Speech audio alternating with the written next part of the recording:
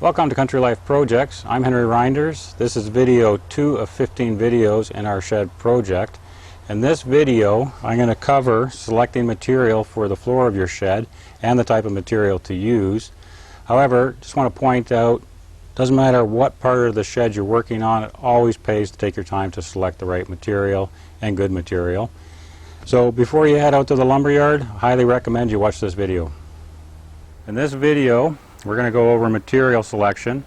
There are some important considerations, and we'll start with the 2x6s. They're pressure treated. You definitely want to have pressure treated because you're going to be resting these directly on the ground. Whether you have gravel down for your base or you're going directly onto sod or soil, pressure treated is the way to go. What you want to look for when you're selecting your material is that they're straight. And the way you would do that, you just simply pick up this when you're in the store, and you would run your eye down here, and you would look down here and down this plane. And if they're straight both ways, you have a nice straight piece of wood. You want them all like that. Also, you'll notice that this isn't too heavy. It's important when you're buying pressure treated lumber, try and buy it so it's reasonably dry. If it's really wet, really heavy, it's impossible to know how they're going to warp, and more than likely they will, especially once you get them into your yard. They're sitting in the sun, you know, it's chances are they will warp really badly. So fairly dry, nice and straight, critical.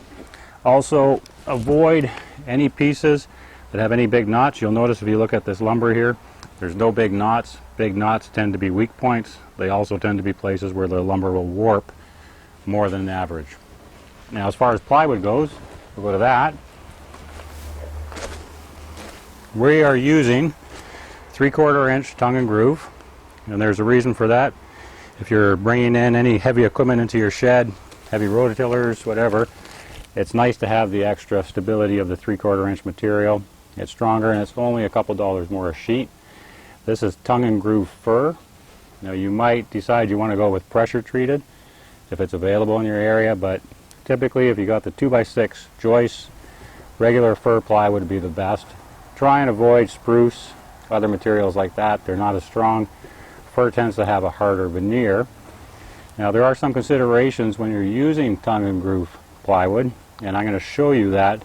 We have a label on this sheet up here on the fence, and you'll find this on any tongue and groove flooring plywood, or sheathing as they call it. You'll have one side with a label on it that says place face down. Now, that isn't necessarily the best way to go. If you were building a house and you had to conform to building codes, yes. But when we're doing this shed, we're not going to do that. We're going to actually put that face up. You just got to make sure that your labels are all the same. So if you put them all up, they all have to be up. If you put them all down, they all have to be down. The reason that we're not going to put these with the label face down is if you look at this other piece I have on the ground here, which I've already turned over, this is the side that they're saying should be face up. But if you look at it, there's a lot of knots here where the wood's missing. It's not the best looking surface.